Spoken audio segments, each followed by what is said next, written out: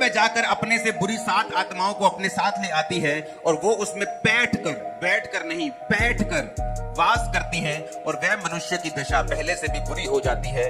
इस युग के बुरे लोगों की दशा भी वैसी ही होगी। शैतान डिसीजन ले सकता है कि मैं वहीं जाऊंगा जहां से मैं आया था, जिस घर से, जिस शरीर से मुझे निकाला गया था। दुष्ट आत्मा डिसीजन ले सकती है, इस वचन से हमें मालूम होता है। लेकिन परमेश्वर ने कहा जब एक व्यक्ति में से दुष्ट आत्मा निकाल दी जाती है और वो व्यक्ति का घर फिर से सूना होता है, यानी वो व्यक्ति परमेश्वर में बना नहीं रहता, वापिस अपने उन्हीं दुनियावी चीजों में चला जाता है, वापिस वही काम करने लगता है, वापिस उसी पाप में चला जाता है, वापिस उसी तरह की चीजों में चला जाता है जहां से वो निकला था। परमेश्वर ने कहा, वो शैतान कहता है कि अब मैं जब वापिस जाऊंगा तो अपने से भी 7 बुरी आत्माओं को लेकर मैं उस व्यक्ति के अंदर जाऊंगा। अब हमें ये बात समझनी है कि आपका युद्ध जो है वो शैतान से है। कई बार लोगों को, मैं आपको बताता हूँ शैतान को कैसे पहचान सकते हैं आप लोग। जब अशुद्ध आत्मा एक व्यक्ति की लाइफ में होती है, वो उसे हमेशा गंदी चीजों की ओर आकर्षित करती है। अनक्लीन रहना, गंदे रहना। बहुत से लोग इस बात को नहीं समझेंगे, लेकिन बहुत से समझेंगे। गंदी स्मेल की ओर आकर्षित होना और बार बार उस स्मेल को सूंघना चाहना, ये भी शैतान की एक आवाज है जो एक व्यक्ति को बोलती है। और जब जब हम शैतान की आवाज को सुनते हैं, हम उसको लीगल पॉइंट देते हैं कि वो हमारी लाइफ में आए और काम करे।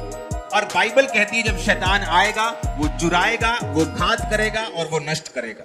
और यीशु मसीह आए कि हम जीवन पाएं और बहुतायत का जीवन पाएं।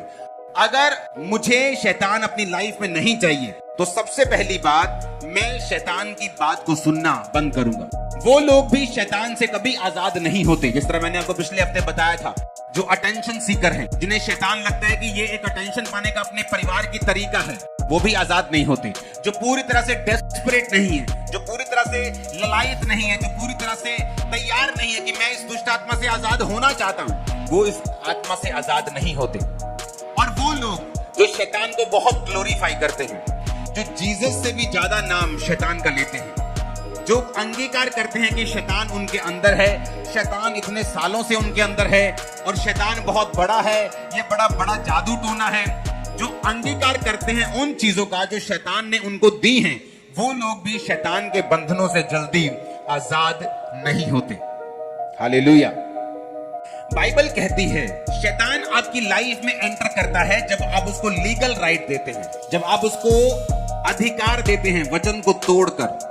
परमेश्वर ने एक बाड़ा बनाया है, एक सिस्टम बनाया है, एक ऑर्डर बनाया है। उस ऑर्डर को अगर